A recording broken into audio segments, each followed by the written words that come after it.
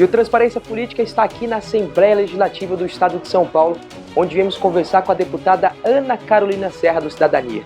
Ela que vai falar pra gente tudo que foi feito nesses 100 primeiros dias de mandato, desde quando tomou posse, em março desse ano.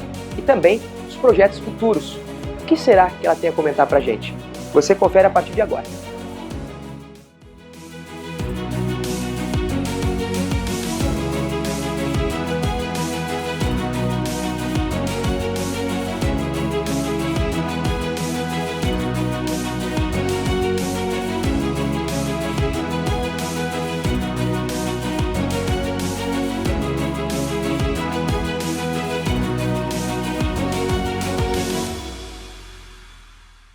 Ana Carolina Rossi Barreto Serra nasceu em Santo André em abril de 1979. É advogada, professora e mestre em Direito das Relações Sociais. Casada com Paulo Serra, prefeito de Santo André, a primeira-dama esteve à frente do Fundo Social de Solidariedade da cidade, promovendo programas como Banco de Alimentos, Natal Solidário e Moeda Verde.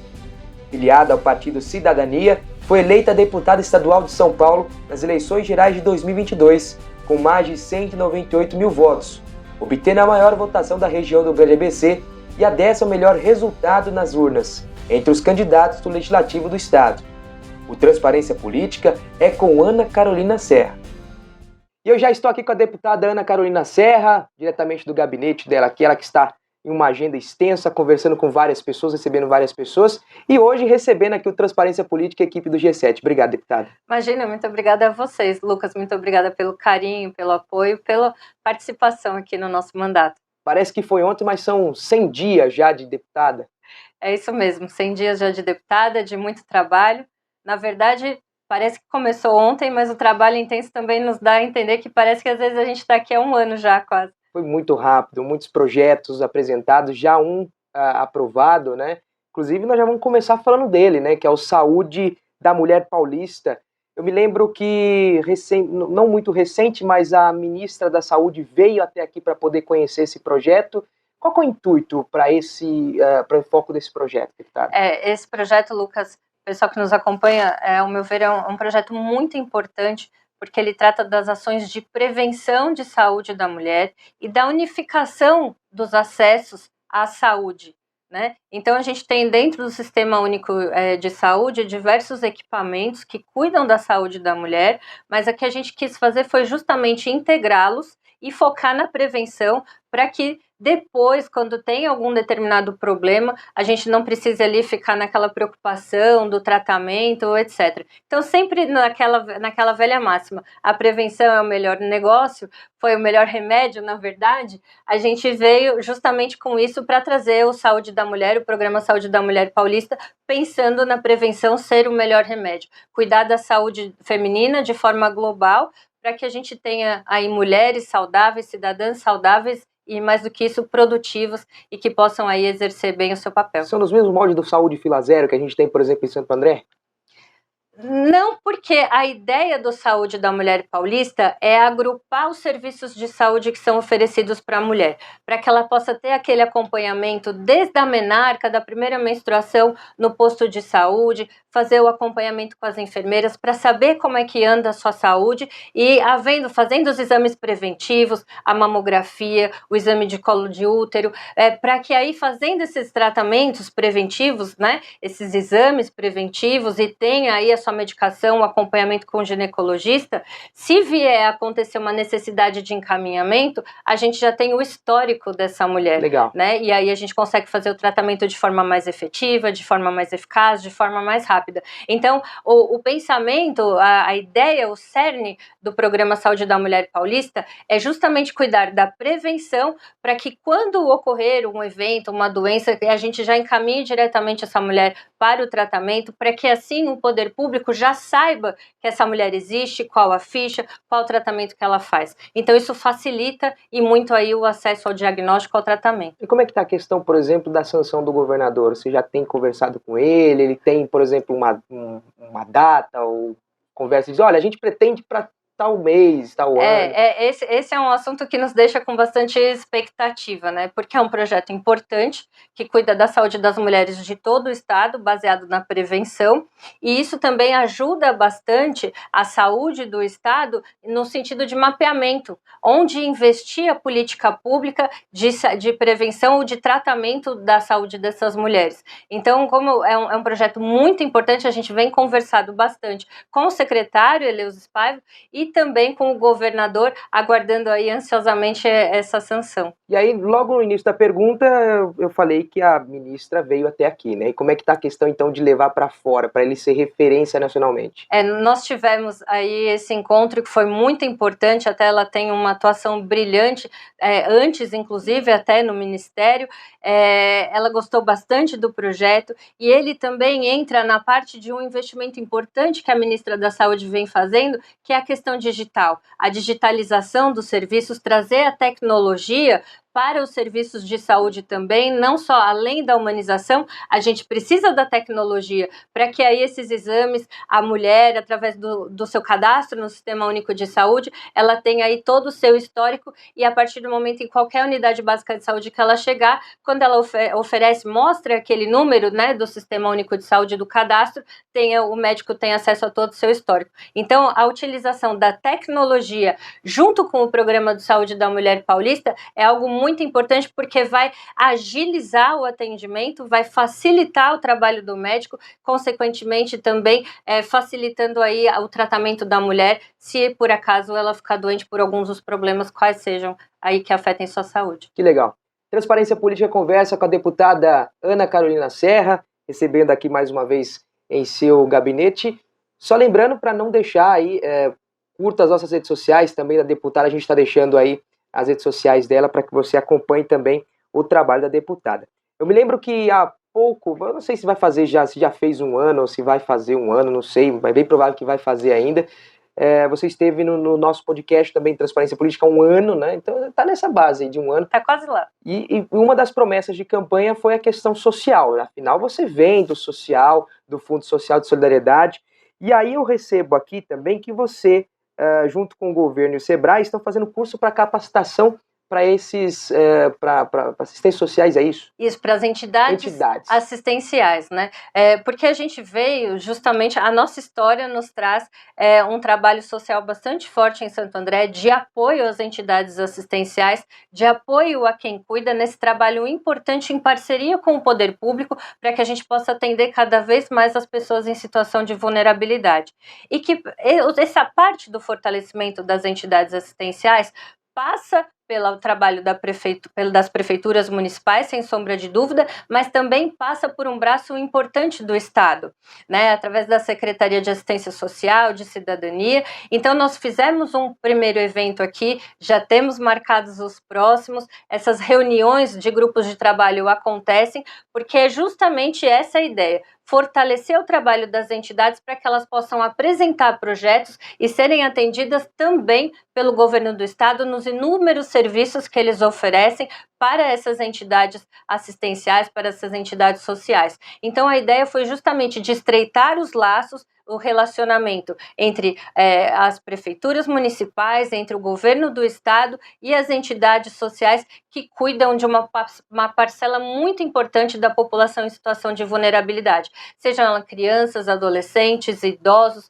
né, seja qual for o tipo de vulnerabilidade social que essa pessoa enfrenta, inclusive a saúde também é uma condição de vulnerabilidade social, a falta do acesso à saúde. Então, a gente vem conversando bastante, estreitando esse relacionamento com o governo do estado, para que a entidade social possa promover aí um trabalho cada vez mais forte, um trabalho cada vez melhor. Esse curso que tem, por exemplo, se a pessoa não sabe como abrir um certificado, documentação, ele oferece completo. Exatamente, Lucas. Você me fez lembrar de um projeto de lei muito importante que a gente tem, porque muitas vezes as entidades elas precisam fazer o projeto e colocar esse projeto para aprovação aí no governo estadual.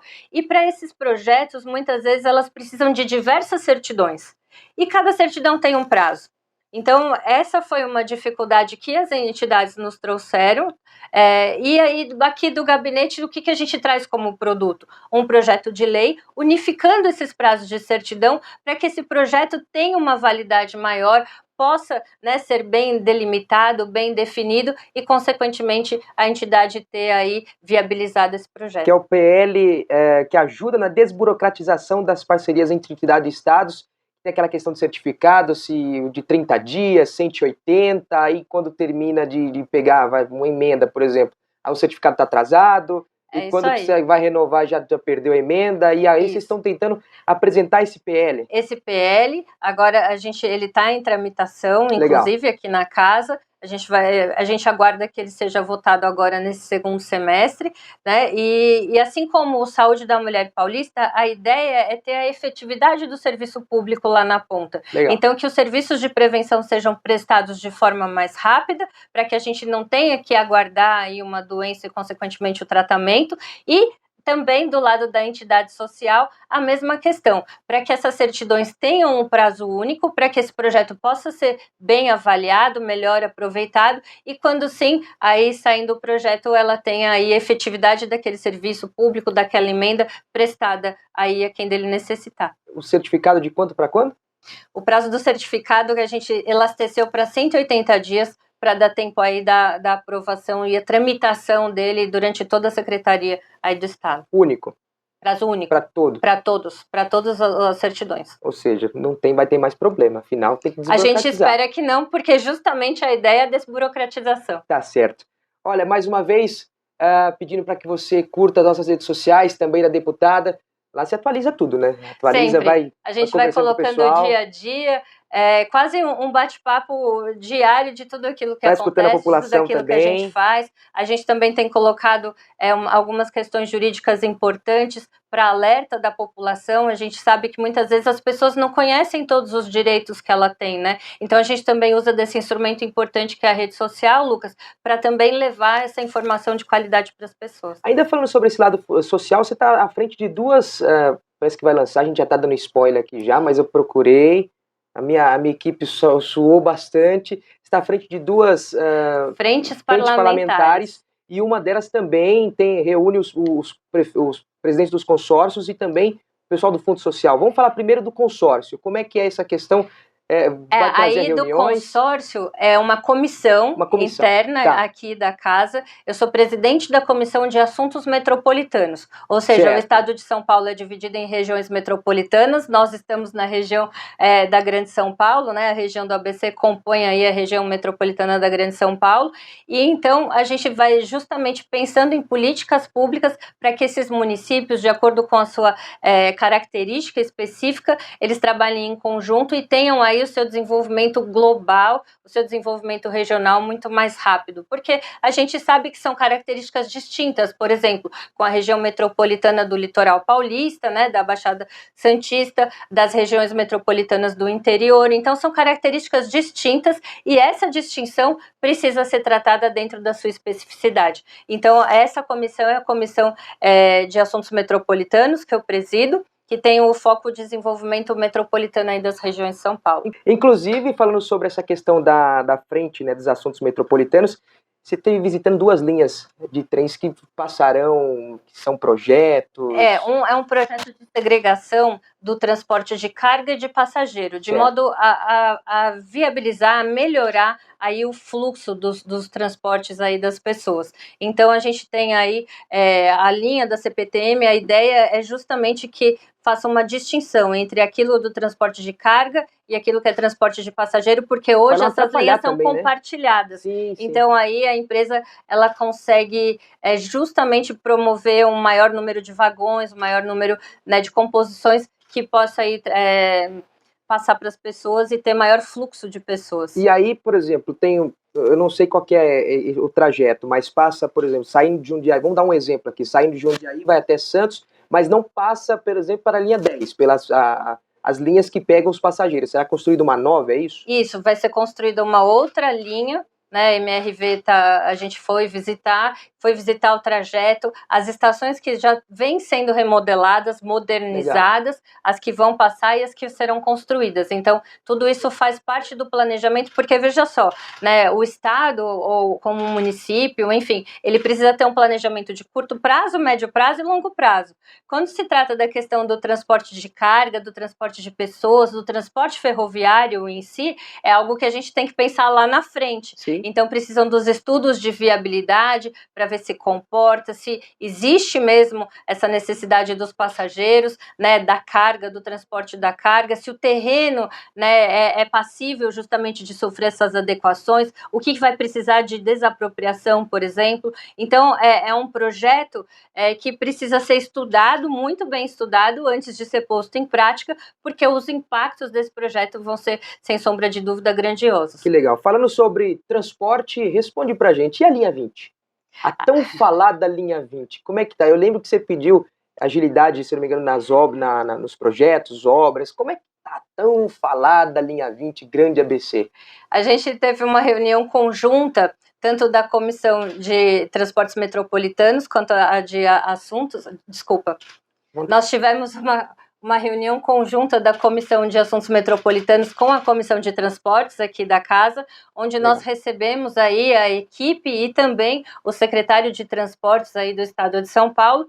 E dentre ali os projetos do Estado de São Paulo está de fato aí o comprometimento de se tirar do papel a linha 20. Assim como eu disse na questão do transporte ferroviário, que precisa dos estudos de viabilidade, eles já estão sendo feitos, então é uma linha que vai ser muito importante de integração, e aí vocês contem com a nossa atuação aqui na Assembleia, para a gente ter sempre esse diálogo com o governo do Estado. O governador Tarcísio já disse que a linha 20 vai sair do papel na gestão dele, ele que é uma pessoa ligada à infraestrutura, então a gente segue aí sempre acompanhando e auxiliando o governo do Estado, que é o mais importante que a gente fala aqui com o nosso trabalho, para que essa linha 20 tão sonhada chegue aí ao grande ABC paulista. E também acho que é válido até a gente destacar, porque é uma luta que era para ter começado há muito tempo, né?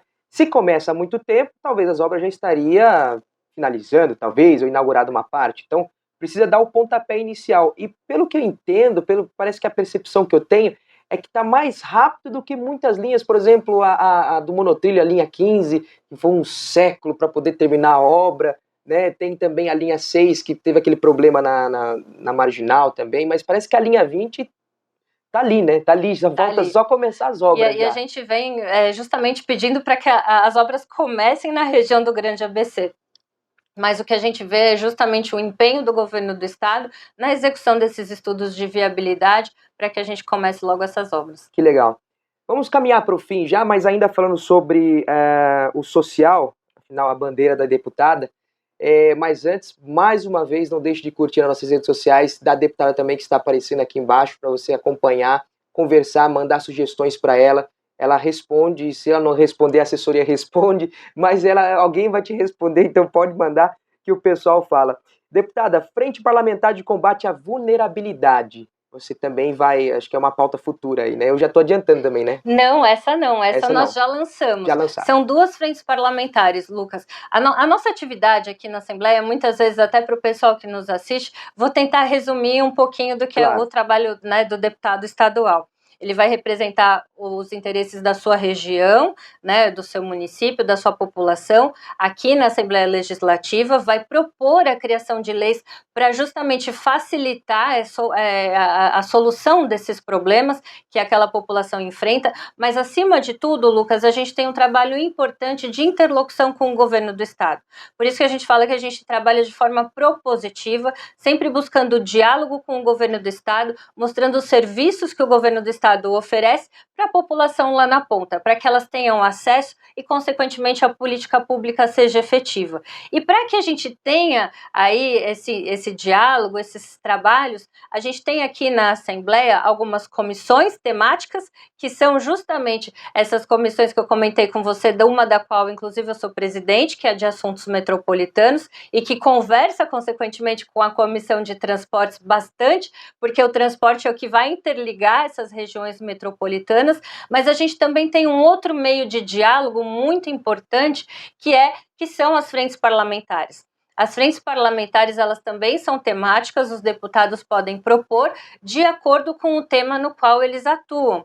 Eu, Ana Carolina, sempre tive um trabalho ligado à área social. Então, nós de primeiro lançamos essa frente parlamentar de combate aí à vulnerabilidade social e de apoio às entidades assistenciais. Nessas reuniões que a gente vem fazendo dos grupos de trabalho, fortalecendo o trabalho das entidades assistenciais e mostrando aquilo que o governo do estado já tem, já oferece, para que elas possam oferecer um trabalho sério lá na ponta e consistente. A outra frente parlamentar que a gente lança aqui de primeira mão na próxima semana é justamente... É exclusivo? Põe exclusivo. Põe exclusivo. Fazer igual o Marcelo. Põe exclusivo que dá trabalho para fazer. A gente fala com muito orgulho do lançamento de uma frente parlamentar que vai a favor dos presidentes, das presidentes dos fundos sociais de solidariedade. Legal. Então, assim, a gente, com as frentes parlamentares, a gente acaba dando voz, né, a uma série de situações que acontecem, que as pessoas enfrentam e que a gente pode aí interligar esses problemas e buscar maiores soluções. E a frente parlamentar de apoio ao trabalho dos fundos sociais vem justamente por conta da realidade que eu ainda passo lá em Santo André, que eu passei bem, né? Desde 2017, que é um trabalho importante que os fundos sociais fazem, mas que precisam de maior estrutura, de maior apoio e, acima de tudo, de maior diálogo, né? Para a gente conhecer como é que funcionam os trabalhos dos outros municípios, das outras regiões e quais trabalhos podem se comunicar. Então, a ideia é justamente fortalecer e dar voz aí aos fundos sociais dos 645 municípios do estado de São Paulo. Afinal, quando você assumiu a presidência do Fundo Social, existia, na verdade, existia Fundo Social quando você assumiu? Em Santo André só existia no papel. Ele não tinha sede fixa, o que ele tinha era um decreto, né, que é quando a gente fala que só existia no papel, lá o processinho administrativo, e aí haviam sido feitos alguns convênios bem anteriores com o governo do estado, não havia sido feitas as prestações de conta, o que acabou que nós tivemos que passar limpo tudo isso e começar do zero, aí a atuação do Fundo Social de Solidariedade em Santo André. Então, de acordo, por conta de todas essas situações que nós enfrentamos, as dificuldades que a gente enfrentou, de como colocar o Fundo Social para andar, a gente conversando com outras primeiras damas, a gente vê que muitas vezes as dificuldades são as mesmas. E por que não também... pior, né, dependendo da situação. Exatamente. E por que não estender a mão, auxiliar com aquilo que funcionou para nós, com aquilo que pode funcionar para outro município e trocar aí essas ideias. De dificuldade do Fundo Social você conhece, para isso que está vindo aqui as pessoas para poder apresentar, né, e até mesmo dar esse auxílio para você. E falando de Fundo Social, eu me lembro também que nessa entrevista que fizemos há um ano, eu prometo que eu vou olhar depois para saber quanto que é o prazo, mas você também tinha falado do Moeda Verde estadual. Afinal, me lembro que depois das eleições a gente fez uma coletiva de imprensa para apresentar os trabalhos do Fundo Social. E naquela época, tinha o governador, né, o então candidato ao governo, Tarcísio de Freitas, tinha falado que, se eleito, levaria o Moeda Verde estadual. Em que pé está esse projeto? Porque ele é um projeto referência, né? Veio gente de fora para poder conhecer, de outros estados. Ele foi o primeiro projeto de lei que foi protocolado. Legal. Inclusive, então, ele já está em trâmite na casa, nas comissões, passando pelas comissões. A gente aguarda aí a aprovação dele por esse ano, pelo próximo ano, né? E ele é um projeto muito cíclico, muito importante para todos nós. Basta ver a sua importância quando a gente vê os municípios de São Caetano, colocando agora recentemente, a Prefeitura de Mauá, também colocando. Hoje aqui tive a oportunidade de receber a primeira-dama de Rio Claro, a Bruna. Ela também comentou que lá existe, criados nos moldes do Moeda Verde, um projeto semelhante. Então, quando a gente vê que essa ideia do Moeda Verde, da troca do lixo reciclável pelo alimento, tem a sua questão da sustentabilidade, tem a sua questão ambiental, mas também tem a sua questão da segurança alimentar. E lá na frente a gente ainda ajuda as famílias a terem uma renda vindo justamente desses itens recicláveis, a gente começa a perceber a importância quando os municípios também trazem para si essa responsabilidade e aí, consequentemente, a gente aguarda também logo mais a aprovação de mais um projeto de moeda verde que a gente indica para o governador ser apto aí a implementar em todo o estado de São Paulo. Eu acompanhei recentemente no bairro onde eu moro, né? Na praça que tem lá, olha quem tá chegando, o pessoal da moeda verde, né? E já tinha uma fila de gente, e logo cedo, né? Geralmente às 9, 8h30, 9 horas o caminhão chega. A gente já acompanhou algumas pautas também, me lembro não lembro qual que foi a pauta, se era aniversário do Moeda Verde que a gente fez de um ano. Também teve. Eu não sei se foi de um ano ou se foi de uma certa quantidade, parece que tinha. Bom, não lembro muito bem como é que foi a pauta. A última foi a da arrecadação do recorde que a gente teve das toneladas de lixo reciclável. Acho que foi, exatamente. Mas a gente fez alguma pauta também do aniversário do Moeda Verde. E como esse projeto ajuda, né? Porque a gente tem em Santo André, por exemplo, tem cooperativas. Então você elimina os plásticos, por exemplo, da rua. Então, em troca disso, as pessoas levam suas sacolinhas e é muito legal a gente conversar depois com as pessoas e falar, olha, eu espero um mês, a semana, o mês, às vezes eu demoro para juntar, e quando eu junto, eu espero ansiosamente para conseguir levar um alimento para dentro de casa, às vezes uma banana que pra gente não faz, a gente não compra porque não quer, e as pessoas sentem essa necessidade. Como um projeto foi bem sacado, né? Por isso que é referência. E inclusive você tratou dessa questão que muitas vezes as pessoas, né, algumas pessoas têm a condição fácil, o acesso fácil ao alimento, outras nem tanto. E para isso a gente leva, inclusive, o alimento saudável. O prefeito ainda costuma brincar comigo porque ele sempre fala, né, é a troca do lixo reciclável por 1 quilo de alimento, e eu falo, mais uma hortaliça, porque na troca do Moeda Verde lá em Santo André, a cada 5 quilos de lixo reciclável se troca por 1 quilo de alimento, mais uma hortaliça ali fresquinha para as pessoas. Então, isso também reforça a questão da segurança alimentar e da alimentação saudável das pessoas. Que também é uma das suas bandeiras.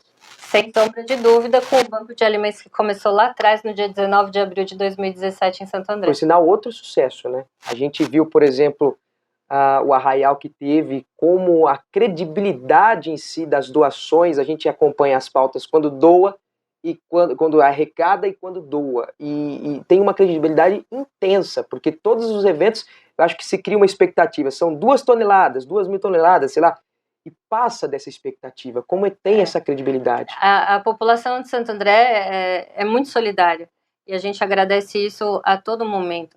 Não só a população, aos empresários, a iniciativa privada é importante, e também, Lucas, fica aqui o meu apelo, porque o Banco de Alimentos segue precisando dessa ajuda, segue precisando de doações. Muitas vezes o comércio tem itens que são descartados, itens que não podem ser comercializados, mas que de alguma forma, seja alimento, seja item de higiene, material de limpeza, qualquer que seja o item, pode ser encaminhado para o Banco de Alimentos, que a gente faz o encaminhamento para essas mais de 120 entidades sociais que nós auxiliamos, e elas vão dar o encaminhamento devido para esse alimento. Então, fica aqui o meu apelo, porque o Banco de Alimentos ele vive durante todo o ano, né? Ele não é um local de estoque, ao contrário, tudo aquilo que entra, sai, vai para quem precisa, porque a vulnerabilidade das pessoas, infelizmente, na questão da fome, inclusive, vem se agravando, os índices vêm aumentando, e a gente vem atendendo cada vez mais.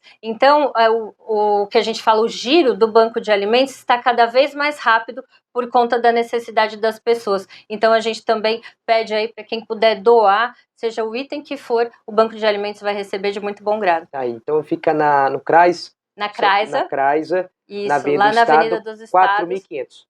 Acertei? Eu acho que é, né? Eu acho que é. Na Avenida do Estado. Na dúvida, coloca o Craisa, tá tudo certo. É que eu vou tentando lembrar aqui. Eu também não. E é uma correria. Deputada, 100 dias de mandato. A gente já percebeu que... Bom, eu separei aqui 1, 2, 3, 5 assuntos, 6 assuntos, mas é difícil falar de tudo o que aconteceu.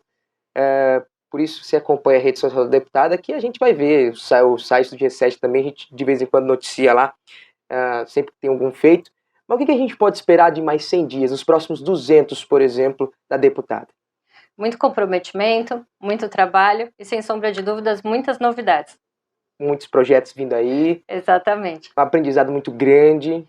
Sim, aqui o aprendizado é todo dia na casa, né? Eu digo, eu como deputada de primeiro mandato, eu tenho muito a aprender com os colegas, então eu sou muito observadora nesse sentido, e a gente vem tendo uma boa ligação, um bom trabalho. inclusive na federação, nas reuniões. Eu faço parte da Federação PSDB Cidadania. A gente se reúne semanalmente, viu, Lucas? Inclusive, onde são debatidos os assuntos aqui em destaque na casa. A gente Legal. recebe semanalmente secretários de Estado para falar das suas ações, de como vem sendo feitas, e também especialistas nos assuntos aqui dos PLs que a gente vota. Então, esse trabalho em conjunto com os demais parlamentares é importantíssimo para a gente ter a segurança de que está tomando uma boa decisão, de que essa decisão é fundamentada e, acima de tudo, vai ajudar ainda mais a população do Estado. A deputada tem a palavra para as considerações finais.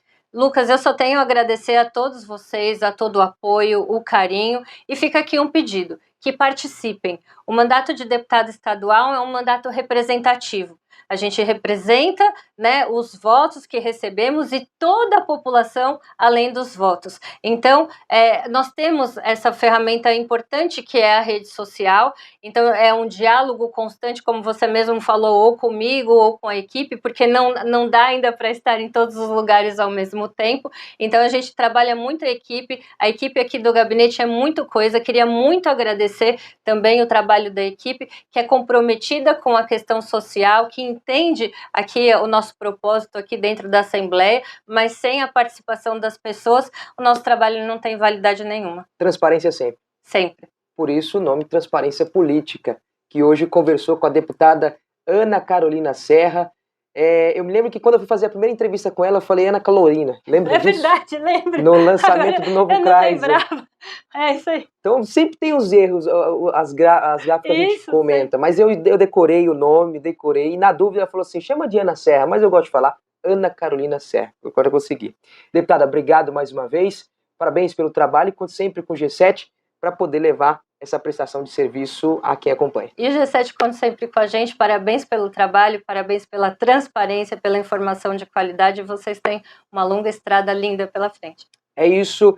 Transparência Política, então, diretamente da LESP, Assembleia Legislativa do Estado de São Paulo, com imagem do meu cinegrafista maravilhoso, Renato Nato, por sinal, vai fazer coraçãozinho, não vai ter aumento, você pode ter certeza disso.